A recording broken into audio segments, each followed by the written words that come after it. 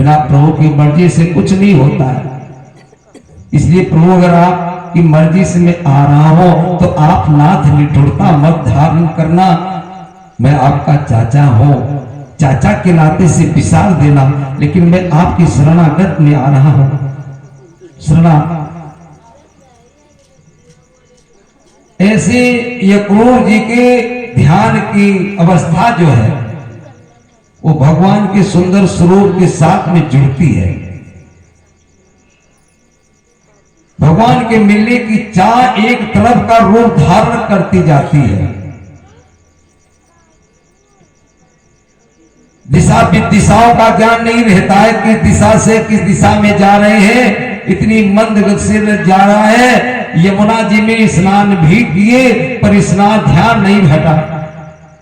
क्रिया शरीर की होने पर भी डुबकी जल में स्नान करते समय भगवान नारायण का दर्शन प्राप्त होता है। वो दर्शन पाते ही भगवान के मिलने की चाह और तीव्र हो जाती है। ये अवस्था संपूर्ण अवस्थाओं से निराली हो जाती है।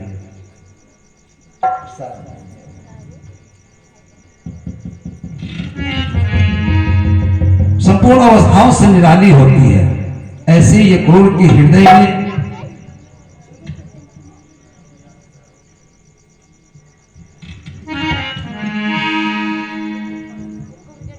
पर वो ध्यान अधिक देर नहीं रहा।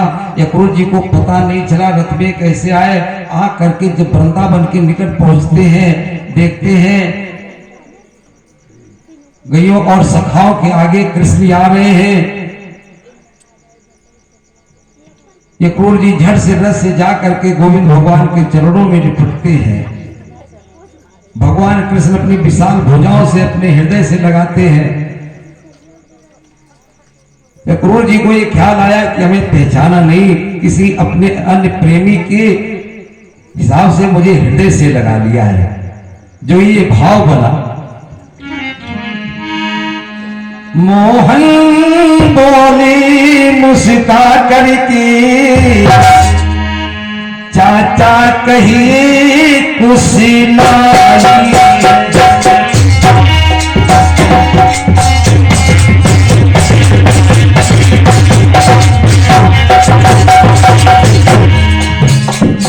तूने कही हो चुकी कुशल जब पदरज मैंने पाई है।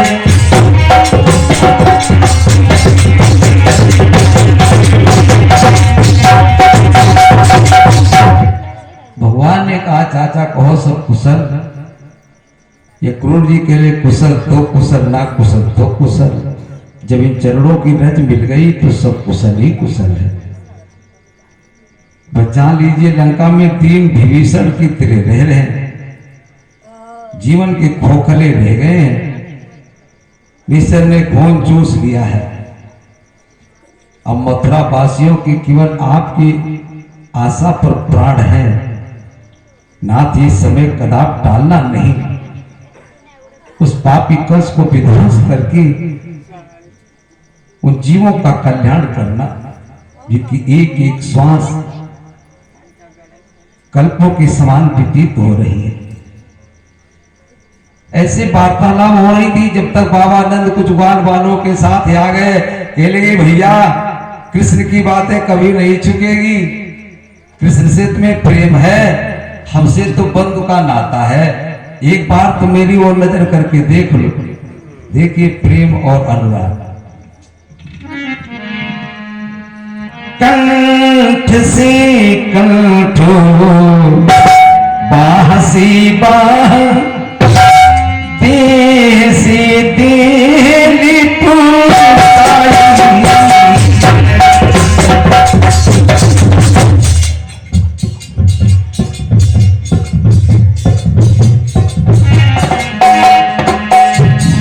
भाई भाई बने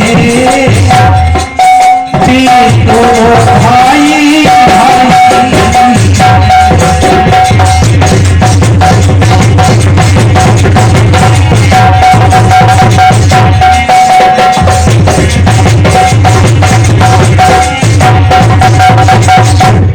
जिसे भाईपन कहते हैं। कंठ से कंठ, बांह से बांह, देह से लिपट जाते हैं। बाबानंद के लिए कितने पत्र व्यवहार किए, कितने संदेश पठाए, पर 7 बरस के बाद भाई की सुध ली। मेरी तो कोई बात नहीं, यशोदा आपको बड़ो ही ख्याल किया करती है। बाबानंद जी क्रूर को ला करके आदर सत्कार भोजन आज से जब निवृत्त होते हैं, जब विश्राम कक्ष में होते हैं, तब बाबा नंद जी खैर कुशल पूछते हैं। अगर कोई आए उसका दुख का कारण जान मिल गया तो आप दुख में पड़ जाएंगे, आदर सत्कार करना भूल जाएंगे। इसलिए बाबा ने जब तक कोई बात नहीं की स्वागत में लगे रहे। जब विश्राम कक्ष में होते हैं तब कह लगे भैया आप बताओ कोई नया संदेश तो नहीं लाए हो। ये क्रूर जी कह लगे वैसे मैं कहा सकता हूं, मुझे तो कंसी ने भेजा है। कार्तिक चतुर्दशी को शिव पूजन रखा है, जिसमें आपके साथ कृष्ण बलराम को ले जाने के लिए अपना रथ भेजा है। आप जानते हो भैया सेवा धर्म कितना कठोर होता है। बाबानंद कहने लगे अब सब वृंदावनवासी चलेंगे लेकिन कृष्ण बलराम को नहीं ले जाएंगे। कसने कोई चाल चली हो तब ये क्रूर जी के लिए खबर लाना मेरा कर्तव्य है, चलना न चलना ये सब आपका अधिकार है। प्रेम है कि छल है ये मुझे नहीं पता है। बाल बाल बोल पड़े बाबा जी हम कृष्ण बलराम को छोड़कर नहीं साथ लेकर के जाएंगे।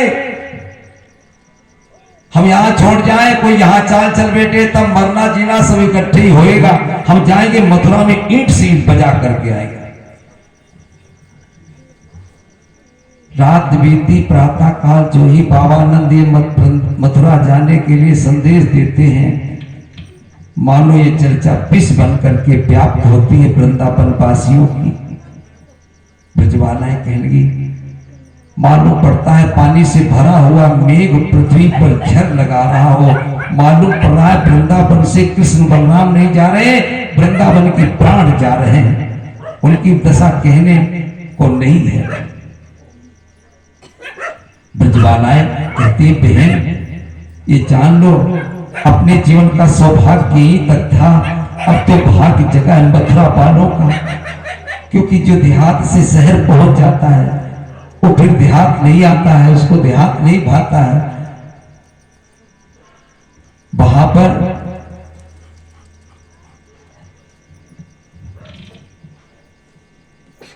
जिनसे परमात्मा प्रसन्न होते हैं उनके सारे साधन सुलभ होते हैं।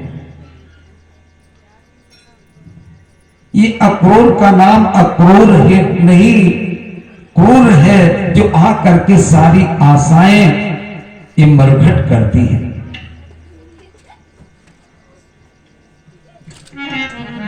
वहां ध्यानधारी विद्वान अनेक रहे, यहाँ ग्वाल गोप और गोपियां गंवारी। यहां कुटियों में क्यों आएंगे? यहां रहने के साधन कुटिया हैं, वहां महलों जिनमें टाइल और पत्थर लगे हुए चारों तरफ अपने पृथ्वी में दिखाई देते हैं। यहां साग पात सोभी फुहरों की बनी हुई, वहां विविधि व्यंजन बनाती सुअरी। ब्रजवालाएं कहती है पर प्रभु आप वहीं रहना जहां आपको कष्ट ना हो, आपको जहां अच्छा लगे आप वहीं रहना। रहियो बिहारी रुचि भी तुम्हारी, जहां रही यादेती हम भक्ति की भिखारी। केवल ये बात न पिसार देना, आखिर हम भी तो आपकी भक्तन है। जिनके हथियार महाबल,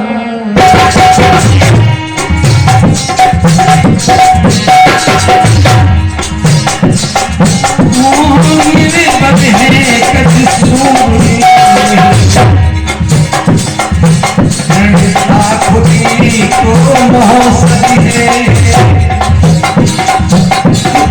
इस जीवन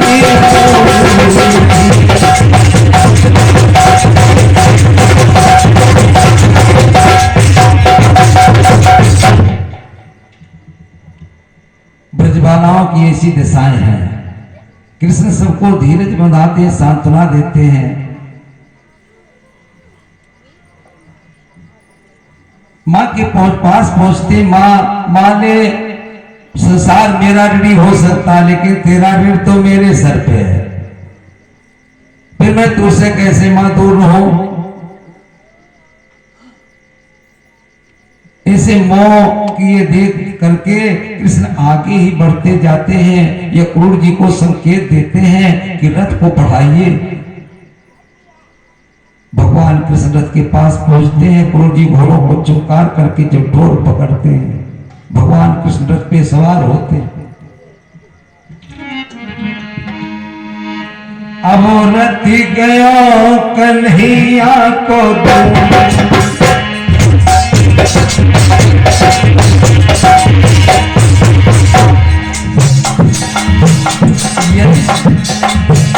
जब चली गई यदुनंदन तो कैसे बिछुड़े हैं जीवन अमोरत करो कन्हैया को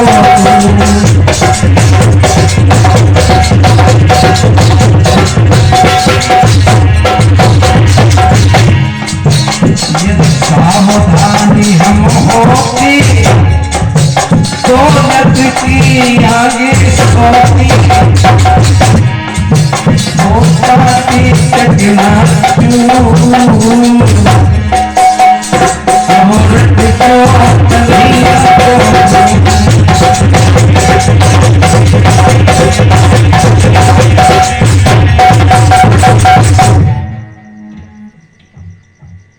रथ बढ़ा करके ये क्रूर जी मथुरा की एक बगिया में पांव डाल देते हैं, सारा समुचित प्रबंध करते हैं।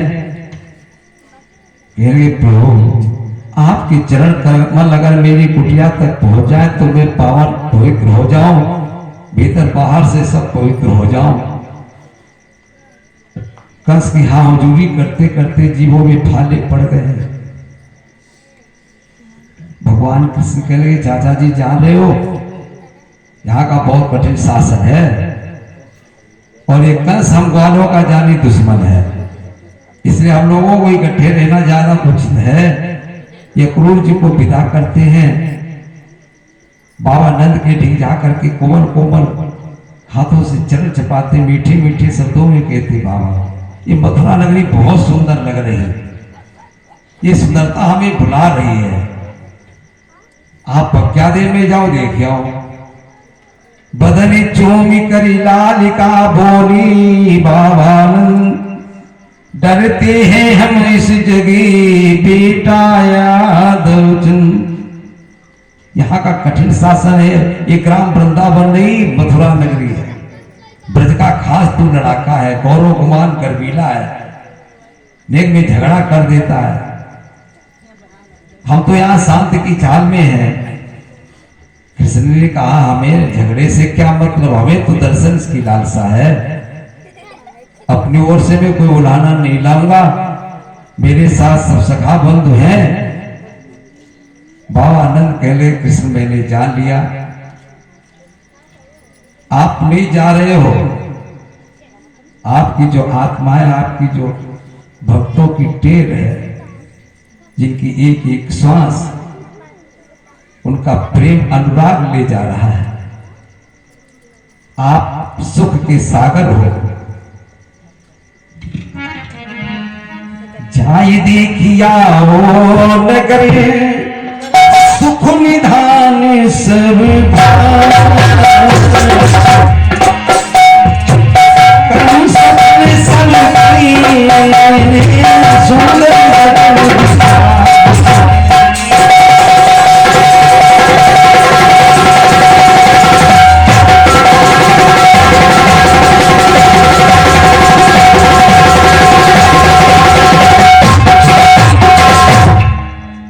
जाओ दर्शन देकर के उनके मनोरथ सिद्ध करो।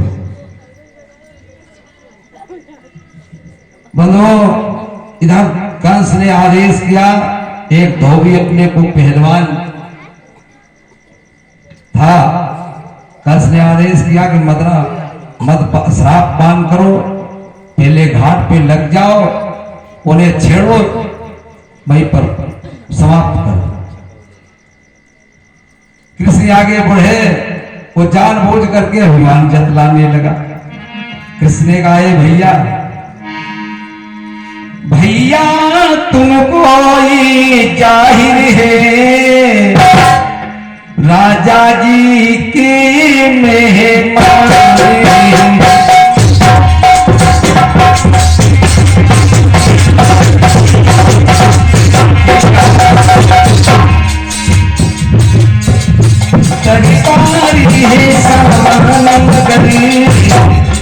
कपड़ों से परेशान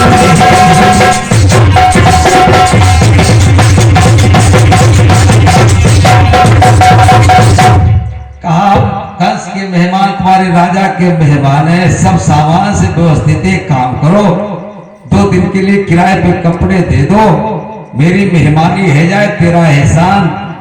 धोबी के लगा, ये जंगली जानवर कहां से आकर के राजा की पोशाकों पर रिझी है, और मैं तुम्हें कपड़ों की योग्य बनाता हूं, जब कपड़े पहनाता हूं।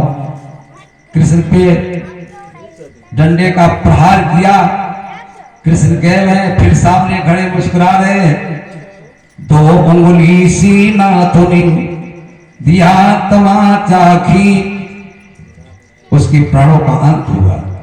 सन्मुख होए जीव मोय जबहि, जन्म कोटि घना से तबहि। भगवान के सन्मुख कोई पापी नहीं ले जाता, भगवान किसी को नहीं मारते, ये आत्मा कभी मरती नहीं है, ये शरीर नाशवान है, इसको अग्नि नहीं जला सकती है। ये शरीर के अंदर जौहर की चीज आत्मा है।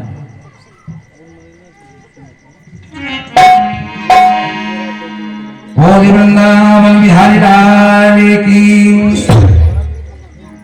धोबी का भी कई जन्मों का भगवान का संबंध, इसने सब भगवान की लीलाएं हैं।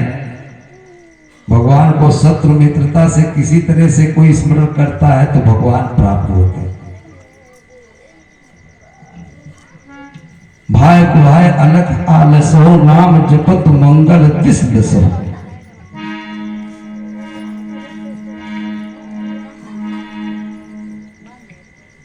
एक समय भगवान श्री राम प्रभु मर्यादा पुरुषोत्तम भगवान कृष्ण, ये एक ही अवतार है। कुछ कार्य मर्यादा में रह करके भगवान ने वचन दिया कि आगे मैं आपका ये वरदान पूर्ण करूंगा, ये वचन पूर्ण करूंगा, क्योंकि मर्यादा पुरुषोत्तम अवतार है।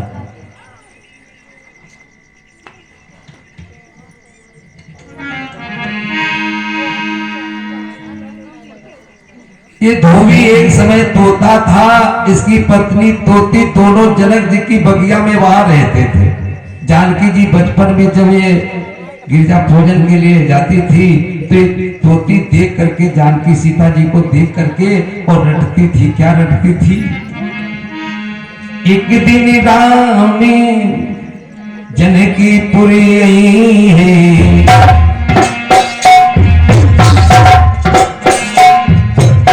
ये दीवाही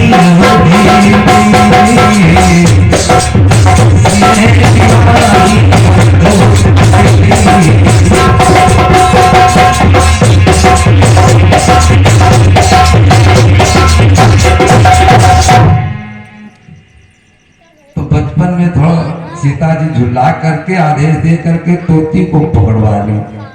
पिंजड़े में तोती कैद हो गई, उसका पति का वियोग हो गया, एक दूसरे के विरह में अन्न जल छोड़ दिए। जब तोता को पता लगा तो पिंजड़े पे झपटता हुआ सीता जी को श्राप देता है कि जिस तरह से पिंजड़े में कैद की हो, ऐसे आप एक दिन सोने के पिंजड़ा में कैद होगे।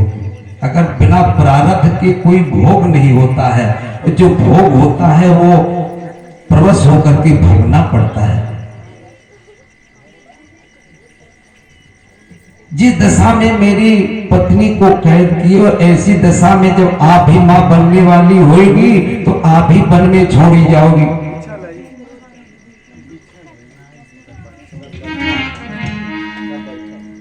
तो दोनों प्राण त्याग करके उसी अयोध्या में ये धोबी होता है, उसका पत्नी धोबिन होती है। जिसमें भगवान श्री राम प्रभु लंका पर विजय पा करके आए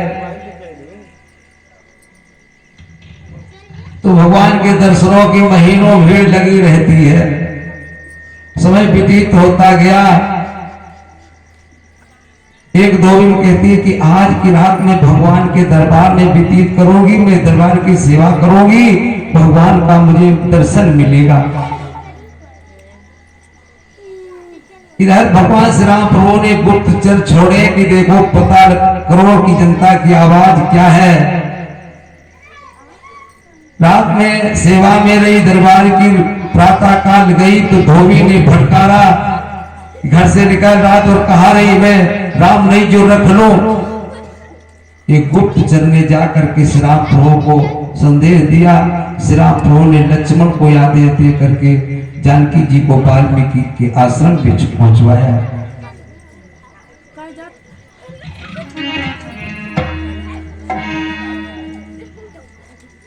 वही धोबी आकर के भगवान कृष्ण को द्वापर में इसका उद्धार किया है।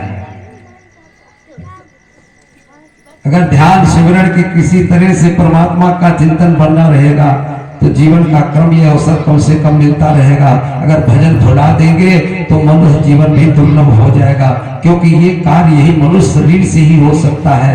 बाकी 84 लाख योनियां भोग ही योनियां हैं।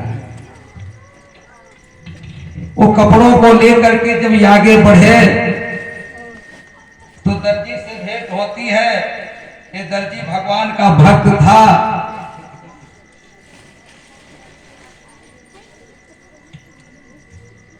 तो भगवान के चरण कमलों पर अपना मस्तक रखा। कहा प्रभु अगर थोड़ा सेवा का अवसर मिल जाता, मैं इन कपड़ों की रुच करके आपके योग पिन्हाता। उसकी भावमय भक्ति को देख करके भगवान ने मौका दिया। दर्जी ने बड़ी भाव भक्ति से उन वस्त्रों से सब भगवान को सखाओं की सेवा की। उसका प्रेम अनुराग देख करके जीवन भर मजदूरी की, पर आज जीवन धन्य हो गया। प्रभु बोले जन्मों की रह करे, मुझे ही में भूले हो सका।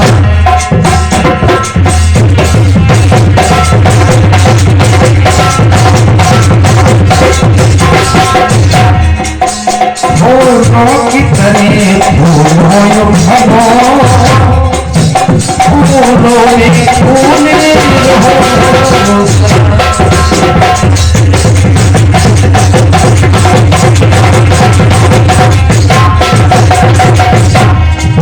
लोक में तुम्हें धनुष मिले,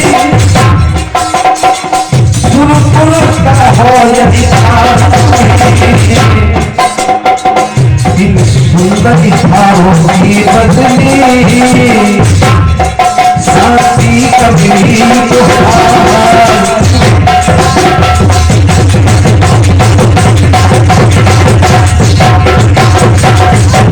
देखिए करनी का सार सेवा है। आज सेवा से प्रभु की सेवा से जीवन धन्य बन गया कि स्वर्ग का अधिकार प्राप्त करो। आगे बढ़ते मार्ग में कुब्जा से भेंट होती है। कुब्जा क्रोध थी, 3 जगह से टेढ़ी थी, इससे कुब्जा नाम था। कंस को तिलक प्रातः काल करने जाती थी, उसी से दान दक्षिणा मिल जाती थी, उसकी जीविका चलती थी। कृष्ण सखाओं के साथ में जा रहे थे, उधर मार्ग में कुब्जा को देख करके कृष्ण ने कहा मृगनयनी कहां जा रही हो। वो बेचारी कुबड़ी कुरु जब कृष्ण ने कहा मृगनयनी मैं तो प्रत्येक दिन कुबड़ी क्रूप उल्टा कही जाती हूँ और रास्तों से तक बच करके गुजरती हूँ कि आज मेरा हृदय नहीं दुखेगा, आज मैं उल्टा कुबड़ी क्रूप नहीं कहलाऊंगी। तब बच करके छुप तक करके निकलती हूँ, फिर भी मेरा हृदय घायल हुए बिना बच नहीं पाता है। बलदाऊ कहने लगे, कृष्ण इसकी आत्मा के अंदर पूर्ण रूप से अपनायत है। कृष्ण कहने लगे, तो आप किया क्या इस बेचारी का कुबड़ापन तो मैं अभी दूर कर दूं। दाऊ कहने लगे, कल्प वृक्ष के नीचे फिर दुखिया की आशा रह जाए। कृष्ण ने पैर पर पैर रखा, ठूंडी में हाथ झटका दिया, कुबजा जो कुबड़ी क्रूप दासी थी वो देवी स्वरूप हुई। इतना ही नहीं, भगवान कृष्ण की 8 पटरानियां थी, 9वीं पटरानी कुब्जा भक्त होते। भगवान को जिसने जिस रूप चाहा, कृष्ण भगवान मर्यादा में रह करके नहीं, लेकिन कृष्ण अवतार लेकर के हर एक की इच्छा अवतार लेकर के पूर्ण की, जिसने जिस रूप से प्राप्त किया। ये लीलाधर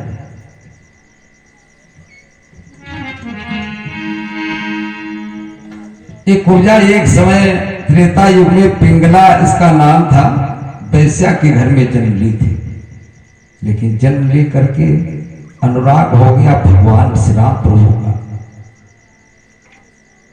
मैं संसार के सामने नहीं नाचूंगी, एक ही दिन नाचूंगी, भगवान के सामने नाचूंगी, भगवान से ही पुरस्कार लूंगी। बताओ ये अवसर कब मिला? जब लक्ष्मण भरत शत्रुघ्न लोग उसका जन्म होता है। इनके लक्ष्मण और घर में भी बच्चों के जन्म होते हैं, तो जन्म महोत्सव पर अयोध्या नई दुल्हन की तरह से सजती है। अगर कोई बच्चे कोई भी निश्चित अपना करते कि हमें IAS बनना, PC बनना, ये बनना, तो भाई कर्म क्षेत्र है, कर्म में लग करके ही बनते हैं। ये कर्म क्षेत्र, यहाँ जो कुछ चाहेंगे सो सुलभ होगा। उसकी लगन ये कब ये पूर्ण हो पाई? भगवान श्री राम प्रभु का दरबार बच्चों के जन्म महोत्सव पर नई दुल्हन की तरह से अयोध्या सजती है। भगवान श्री राम का दरबार लगा था, दरबार में हर वस्तु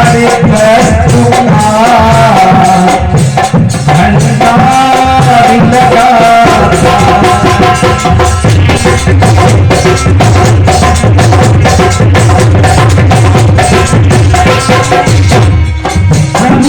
प्रभु ने सबकी आरज़ू पूरी करी थी, आई दिखानी झोलियां श्री राम ने भर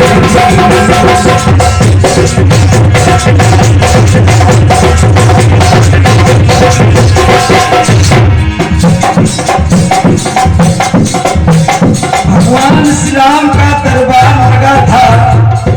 दरबार में हर वस्तु का भंडार लगा था। प्रभु ने सबकी आरज़ू पूरी कर दी, आई खाली झोलियां श्राम ने भरी। पैसा लगे तभी धूम मचाने,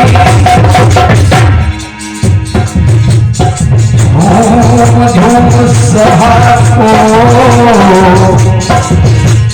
लगी हुई सुध बुद्धि हो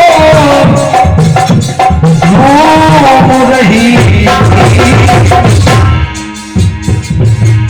झूम झूम राम चरण जो रही।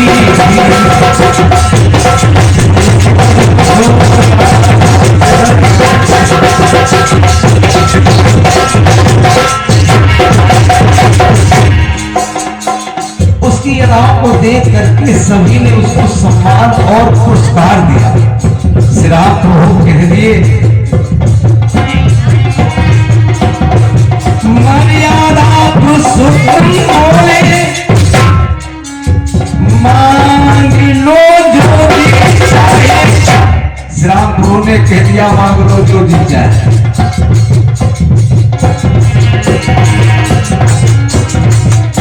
राम सभा में पिंजरा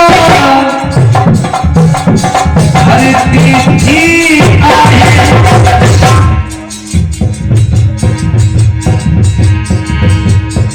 उसके मगर भाई अगर भगवान के मांग लो जो जी चाहे तो जो सबसे अच्छा लगेगा उसी को मांगे। उसके मन में ख्याल आ गया कि जानकी जी इस समय वन में त्याग दी गई है, ये पद ही खाली है, तो प्रभु को ही मांगा।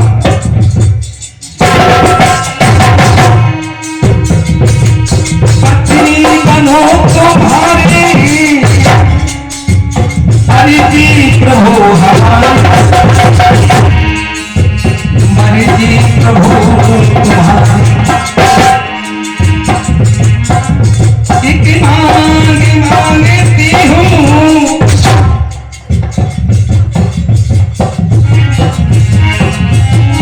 मांग मेरी भर दो, मांग मेरी भर दो।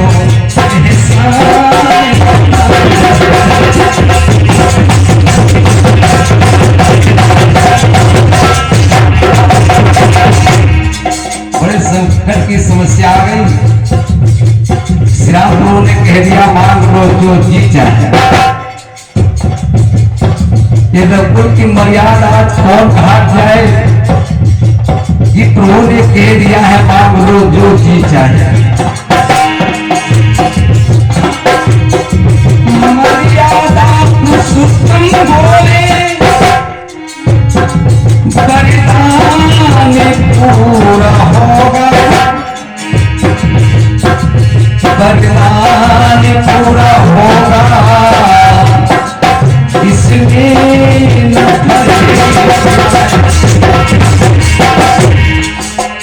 सीता तुम्हें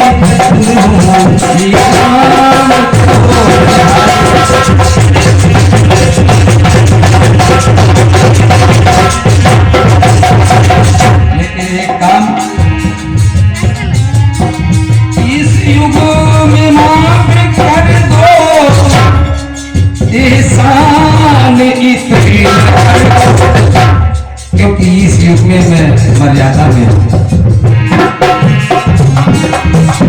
द्वापर में हो तुम पूजा, श्री कृष्ण में बनूंगा, सीता तुम्हें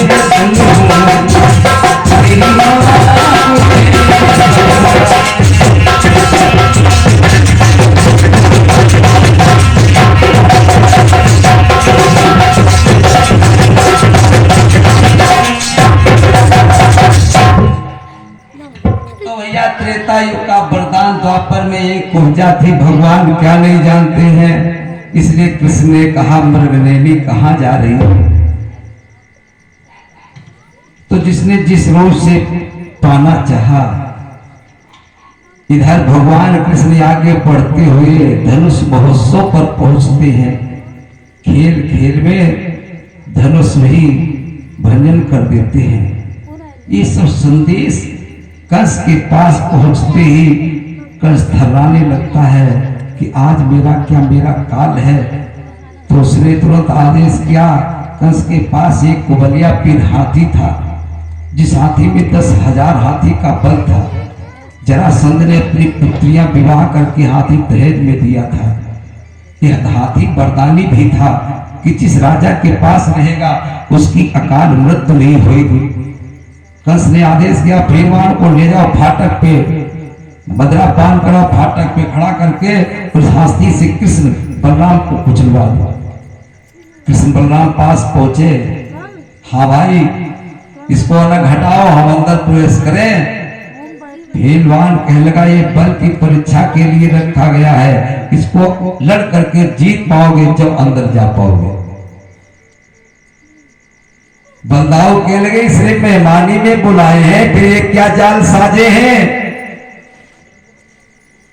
कृष्ण ने कहा, चलो पहले गजराज से मिलते हैं। कृष्ण आगे बढ़े, बलदाऊ पीछे। हाथी ने चिघार करके गोविंद भगवान के चरणों की रज अपने मस्तक पे धारण की।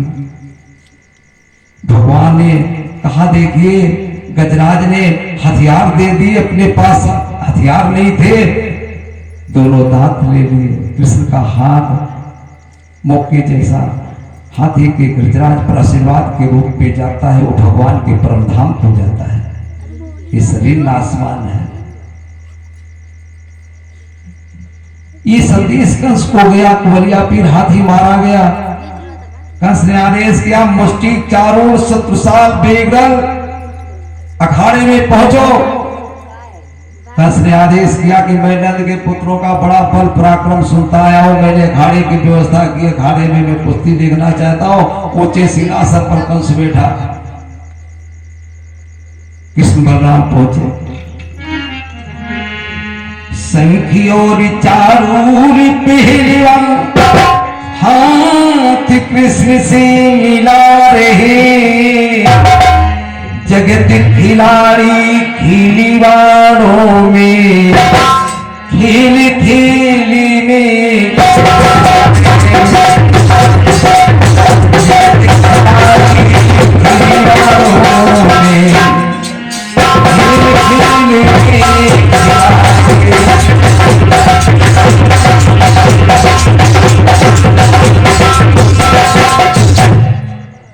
ये पहलवान मारे गए। कृष्ण झपट करके कृष्ण बलराम कंस के पास पहुंचे। कंस ने सोचा निकल भागो, मौका ना मिला तो तलवार खींचा। जब तक कृष्ण का हाथ कंस के सर पे पहुंच गया, मुकुट उतार लिया, चोटी पकड़ ली। कहा, अब तो अपने पिछले कर्मों को याद कर। तो मेरी जननी को रथ के ऊपर से केस पकड़ करके खींच करके उस पर तलवार दिखाई थी। ये बहिदेव की का अष्टम लाल है। आखिर को घनश्याम ने झटका चोटी थाम, प्राणी भौटी करी कंस को पहुंचायो सुरधाम। अच्छा, ये भगवान की लीला। एक बार भगवान ने जय विजय राम के पहरेदार थे। भगवान ने कहा कि अच्छा, आप हमारी हर एक बात को, आज्ञा को स्वीकार करोगे? तो कहा, जी प्रभु। कहा, उचित अनुचित? कहा, गुरु आपकी आज्ञा उचित अनुचित का कोई विचार नहीं। तो कहा, मेरी इच्छा हो कि आप राक्षस बनो। हाँ, बनेंगे। तो हमें शत्रुता रखनी पड़ेगी, रखेंगे।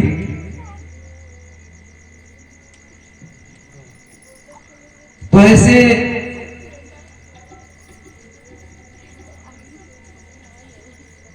आकर के वही जो भगवान के पास हैं, जो भगवान का ही कार्य कर रहे हैं, भगवान को ही समर्पण है, भगवान से कभी अलग नहीं हुए।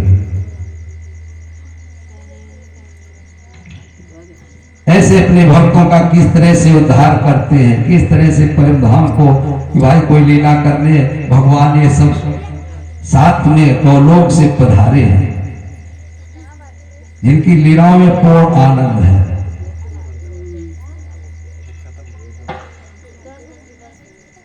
दसों दिशाओं में जय जयकार होने लगा। जब कंस की पत्नियां संदेश पाई तो विलाप करती है। भगवान कृष्ण मामियों के पास पहुंच करके कहते, मामियों बोली मामियों रुदन छोड़ो, ये भी मतलब का है।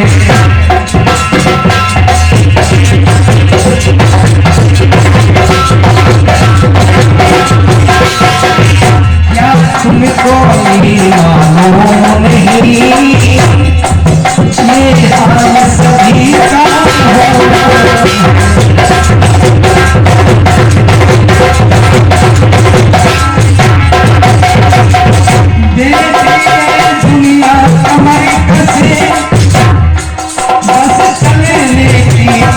तैयारी है, चलती है वो बिना कहे, इस दिल जिसकी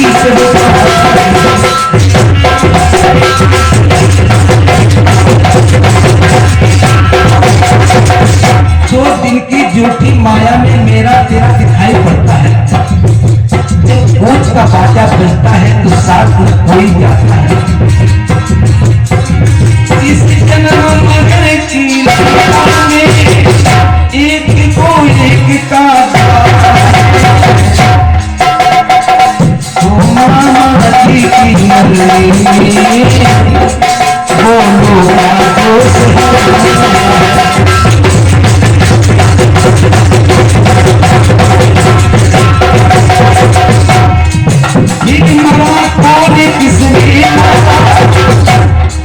जीवों में जीव समाया है, आखिर कब तक साथ देगा।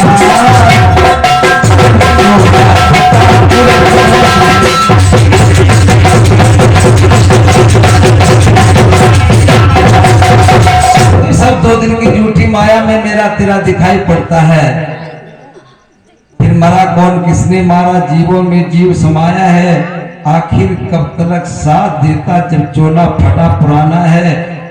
इसलिए जो बीती उसे पिसार चलो, औरों की भावी देख देख अपना भविष्य सुधार चलो। भगवान कृष्ण ने उपदेश दे करके अपने हाथों से मामा कंस का मृतक संस्कार करते हैं। फिर जा करके अपने माता पिता को हथकड़ी बीड़ियों से मुक्त करते हैं।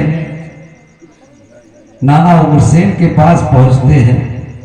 कहले नाना जी, पुत्र के मरने का अपराध मेरे सर पर नहीं लाएंगे, कारण जनता का करुणा लाभ हमसे सहा नहीं गया।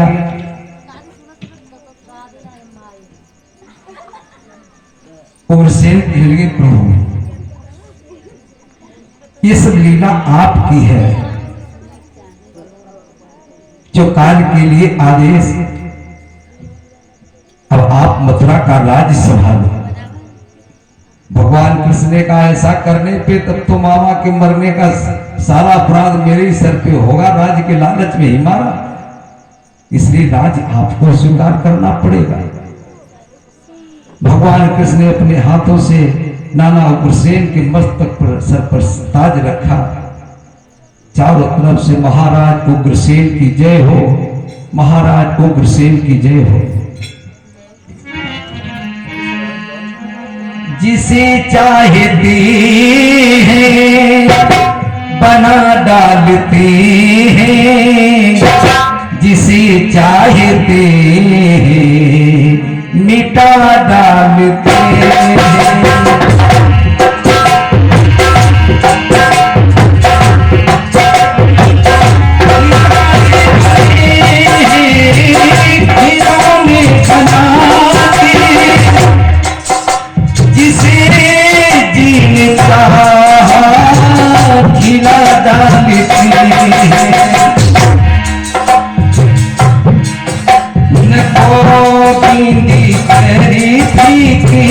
आगे की हरी घड़ी में वो नीला दिखा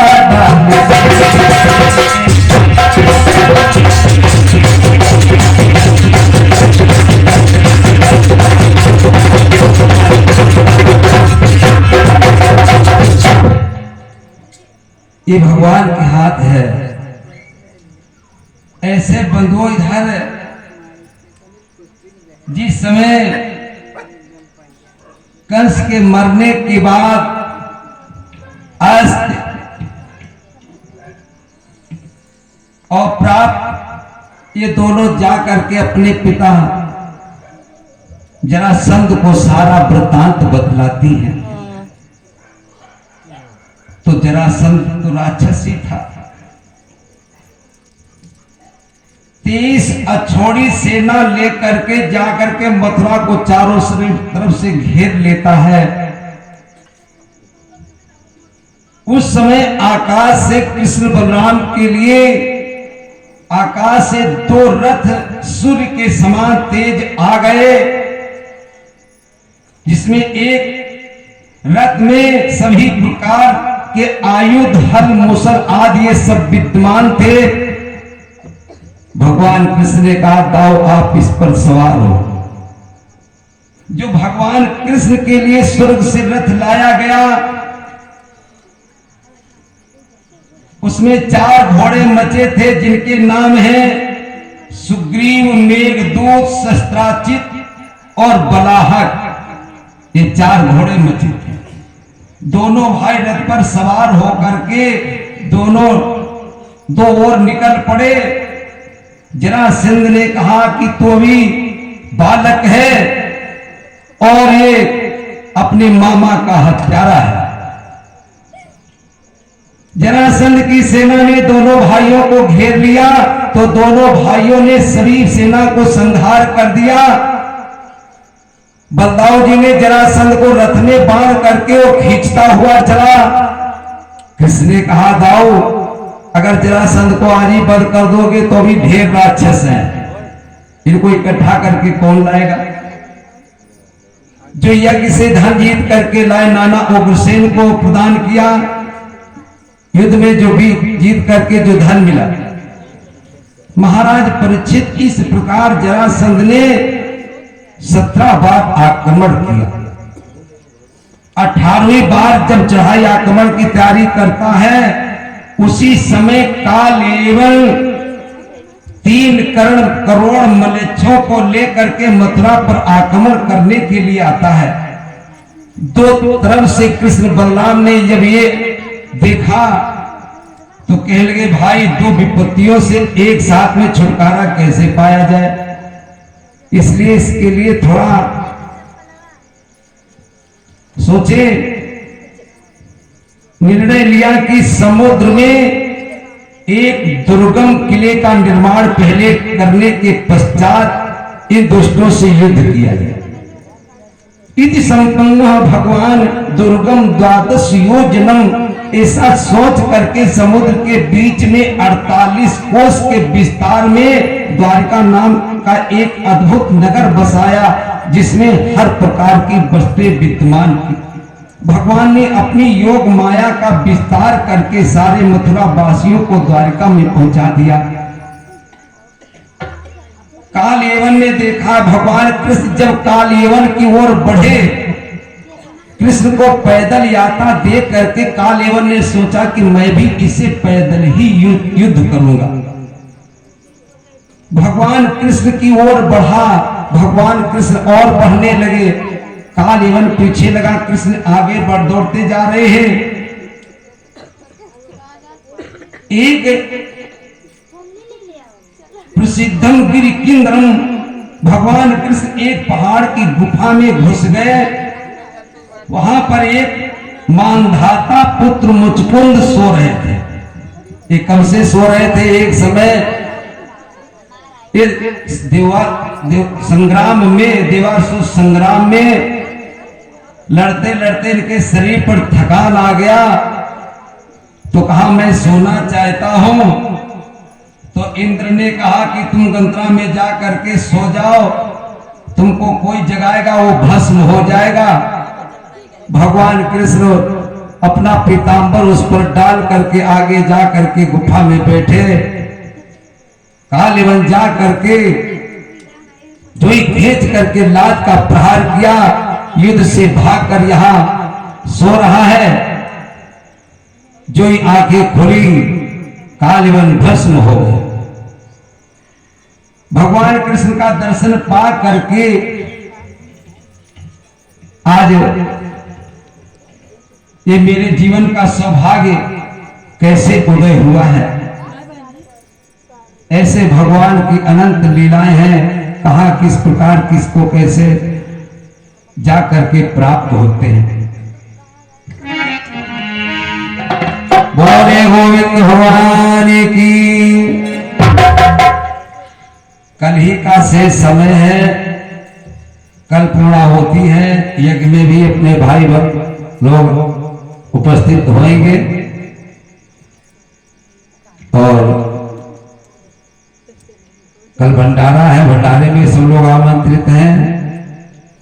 जो शेष समय कथा में जैसा मौका मिलेगा, अभी भगवान कृष्ण के विवाह, रुक्मिणी विवाह और बहुत विवाह हुए हैं, रामाचरित परीक्षित मोक्ष, ये सब कथाएं भी हो रही है। तो कल के समय में आप सब लोगों को यह अवसर मिलेगा। बोले सच्चिदानंद भगवान की। तो 2 लाइन में भगवान का संकीर्तन करेंगे।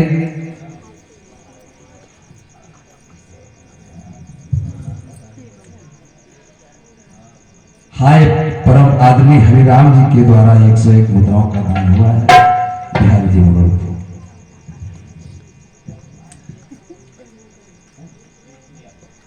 हाय परम आदमी फेकुलाल यादव जी के द्वारा 101 मुद्राओं का दान हुआ है। बिहारी जी मनोज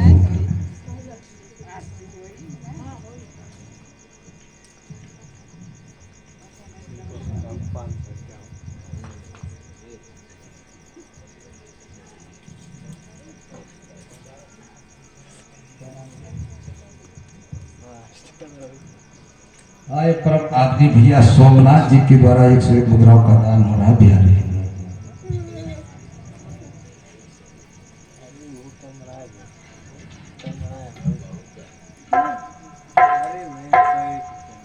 तो वो थोड़ा समय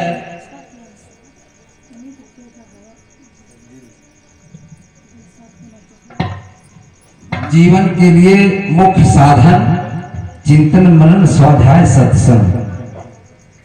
सत्संग के बगैर जीवन का मार्ग नहीं मिलता है।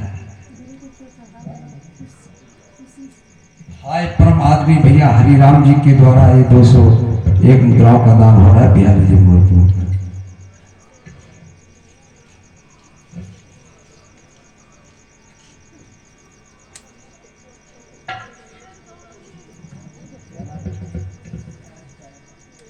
हाय परम आदमी राजकरण जी के द्वारा 51 मुद्राओं का दान हो रहा है। बिहार जी तो बंधुओं, सत्संग के बिना सद्ज्ञान का उदय नहीं होता है। इसलिए चिंतन मनन स्वाध्याय सत्संग की व्यवस्था रखनी चाहिए। थोड़ा जीवन को अपने विवेक की दृष्टि से देखने की जो धारणा बनाएंगे, एक घड़ी आधी में पुनियाद, तो सत्पुरुषों के पास जाएं। भगवान के देखने की दृष्टि सत्पुरुषों के पास है। शोध करके 7 पुरुषों ने सार यही निकाला है, अंतिम फैसला नाम आवाज अनहद आकाश वाणी एक ही बात है, शब्द ही पार ब्रह्म है। जब तक शब्द की प्राप्ति नहीं होगी तो कहाँ जाएंगे। जब वस्तु कहीं ढूंढे कहीं मिल जावे हाथ, वस्तु कहीं है भटक कहीं रहे तो समय की बर्बादी। ले बाबू प्रसाद, ले प्रसाद, क्या नाम है? कुमित। हाँ, ये भैया कुमित जी के द्वारा ये 101 मुद्राओं का दान हो रहा है। बिहारी जी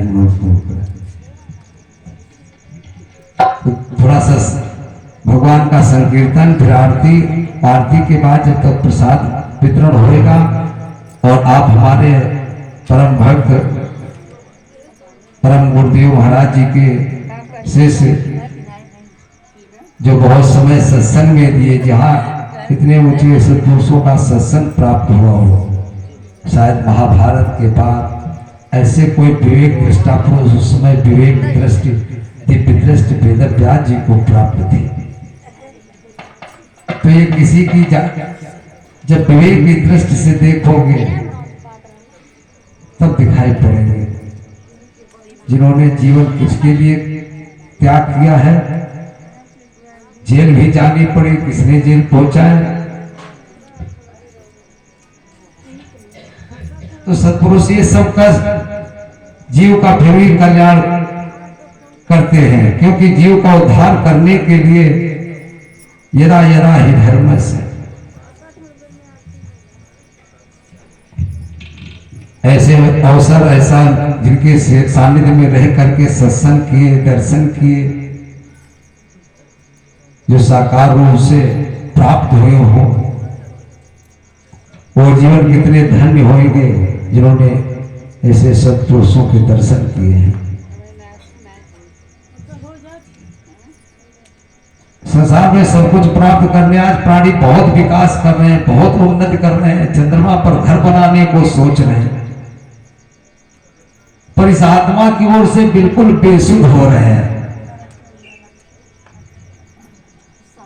तो देख भी सकते हैं, सुन भी सकते हैं, ना सुनाई पड़ रहा ना दिखाई पड़ रहा, न देख सकते ना सुन सकते हैं। जब सत्पुरुष मिल जाएंगे तो दिखाई भी पड़ेगा, सुनाई भी पड़ेगा। इसलिए सत्संग से ही सद्ज्ञान की उदय होता है।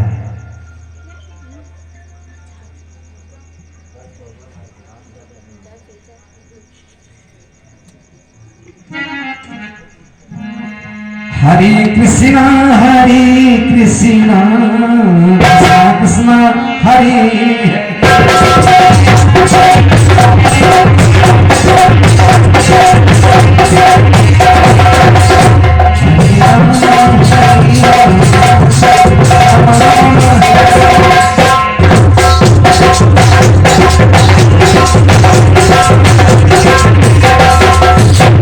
गोविंद भगवान की आरती के लिए खड़े हो जाओ, आरती कर लो। उसके बाद अभी हमारे परम पूज्य गुरुदेव जी महाराज जी के सत्संग से आप थोड़ा वचनों पर ध्यान देंगे।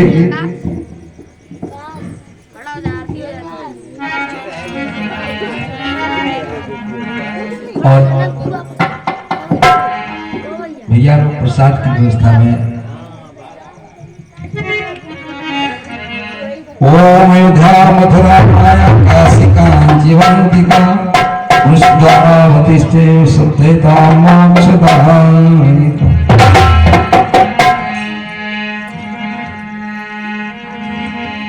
आरती श्री हरि घटी घटी वासी, आरती हरि घटी घटी वासी, सच्चिदानंद सुखवासी सच्चिदानंद पुरुषोत्तम नारायण स्वामी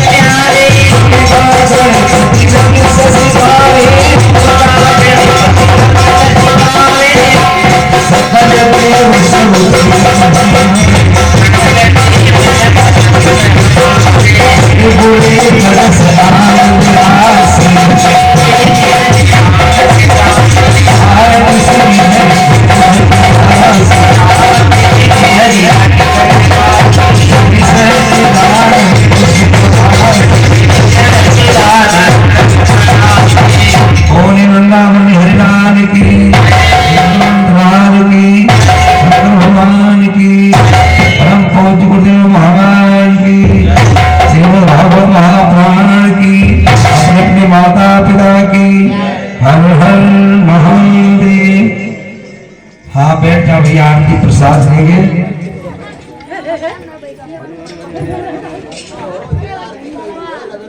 जय गुरुदेव भगवान। आइए आप।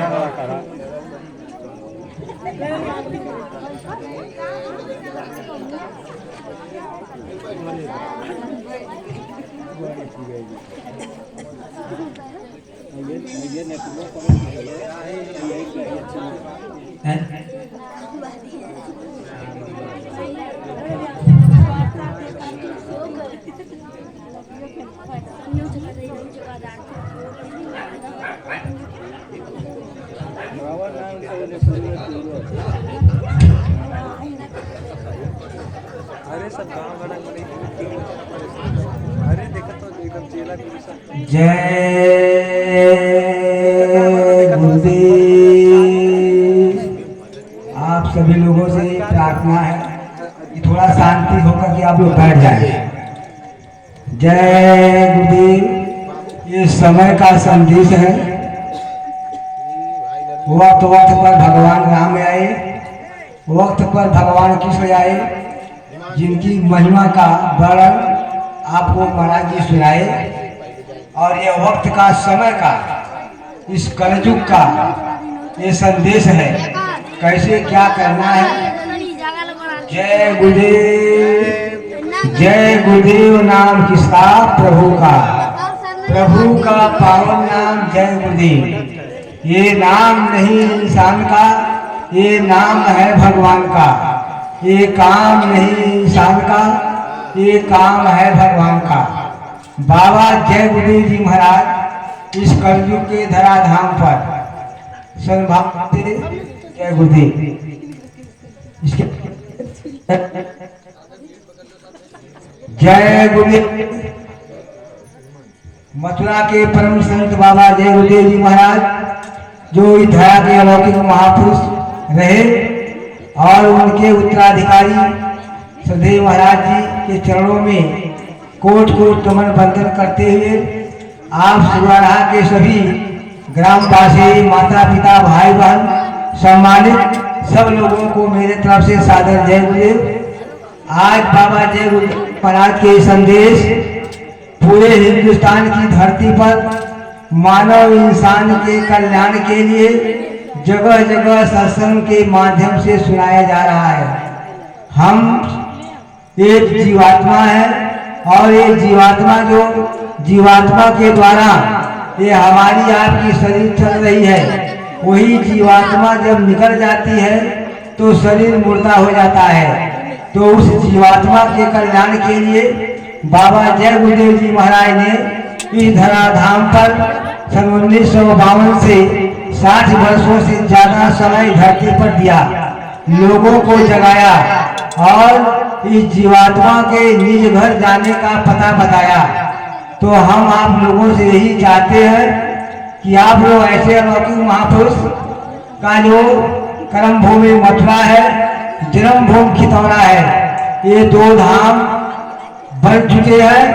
और वहाँ जीवों के कल्याण के लिए बाबा जय गुरुदेव जी महाराज ने 2001 से ऐलान किया कि संदेश को जन जन तक बताओ कि आओ इस मंदिर में भूल चूक जो गलती किए हो आकर के इस मंदिर में सर झुकाओ और अपने गुनाहों की माफी मांग लो।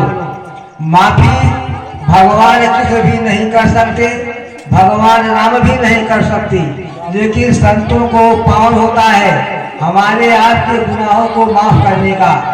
तो ये मौका आप लोग पहुंच करके इसका लाभ उठाएं। और हम लोग गांव-गांव में, गली गली में पहुंच करके लोगों से हाथ जोड़ते हैं कि भाई एक बार चलो और सत्संग सुनो, अपने गुनाहों की माफी मांगो और एक मनोकामना भी पूर्ण करो। इसकी आप परीक्षा जरूर करें। शरीर के अंदर तरह तरह की बीमारी, तरह तरह की परेशानी आज सबको लगी हुई है, इसमें भी आपको लाभ मिलेगा। इसकी परीक्षा करेंगे। आज बाबा जय गुरुदेव जी महाराज के उत्तराधिकारी श्रीदेव महाराज जी बाबा जय गुरुदेव की भांति काफिले पर काफिला निकाल रहे हैं। क्यों निकाल रहे हैं? जन जागरण के लिए, लोगों को समझाने बताने के लिए। आगे का आने वाला समय बहुत ही भयंकर तकलीफों का, कष्टों का, प्राकृतिक आपदाओं का आ रहा है। ऐसे समय में महाराज जी लगे हुए हैं। का कहना है कि शाकाहारी रहना है। तन मन करता कौन खराब, अंडा मछली मांस शराब, क्या खाने से होगी भलाई, साग सब्जी दूध मलाई। कुदरत है नाराज करी, आगे तबाही बड़ी बड़ी, बाबा जय गुरुदेव जी महाराज तो बचा रहे हैं, शाकाहारी बना रहे हैं। इसीलिए ग्रामवासियों से मेरी प्रार्थना है कि संदेश को सुनकर अपने जीवन में शाकाहारी अपनाए। बाबा ने ऐसा आशीर्वाद दिया कि आज आपका खाए पिए हो, लेकिन आज से अगर आप शाकाहारी हो जाओगे, नशा मुक्त हो जाओगे, तो आपके गुनाह माफ कर दिए जाएंगे। आपको आगे मानव शरीर फिर मिल जाएगा, नहीं तो मानव शरीर मिलने वाला नहीं है। आप देख रहे हैं, महापुरुष बताते हैं कि धरती पर 30 लाख प्रकार के पेड़ पौधे हैं। ये जीवात्मा पेड़ पौधों में चली जाएगी तो कितने युगों तक कष्ट मिलेगा। 27 लाख प्रकार के कीड़े मकोड़े हैं। इस तरह से 14 लाख प्रकार की पक्षियां हैं, 9 लाख के जल के जीव हैं। तो आप सोच लीजिए इस जीवात्मा को कितना कष्ट होगा। युगों तक ये मानव शरीर मिलने वाला नहीं है। इसीलिए इस कलयुग का ये जगा हुआ जय गुरुदेव नाम जो आज प्रचार किया जा रहा है। बाबा जय गुरुदेव जी ने महाराज ने कहा ये जय गुरुदेव नाम की जहाज पर जो बैठ जाएंगे, यानी आस्था के साथ विश्वास करके कर लेंगे, तो वो पार हो जाएंगे। सारे विश्व के लोग जहाज पर बैठेंगे तब भी जहाज में और खाली स्थान खा रहेगा। इसीलिए आप लोगों से प्रार्थना है कि अब ज्यादा नहीं कहेंगे, और आप लोग जो चलना चाहें तो यहाँ बसें भी जा रही हैं पूरी बाजार से, तो आप वहाँ पहुँच करके इसका लाभ उठाएंगे। जय गुरुदेव। अब जाते क्या कर, जय गुरुदेव, जय गुरुदेव साहब।